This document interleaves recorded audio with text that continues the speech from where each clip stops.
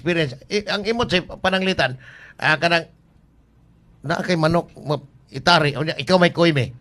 Unsaon nimo ana sa kinsa may muda, di po pwede ikay manapan dili. o gatos tigmakayan sa koyme po ka. Dili sad magbutang sa tagdili ka di sa atong para di madaot atong performance sa atong Tinuod yun. pagpangoy ba. Kung manari man gani ka, either dito siguro sa laing buwangan, pwede ka makaluhat sa imong manok. Ah, yeah. Oh. Pero sa imong sa imong gitrabahoan nga buwangan, para nako kana pwede man pero para nako dili jud na siya pwede kay tagaan na to delikadisa atong katawo ba kay maabot ang time nga mag-crucial ang duwa sa manok. So mo ana ako sa kuhimim ko ng manok. Yes. So maglikay na lang ta. Mm. Sa kuha lang na ha. Mm.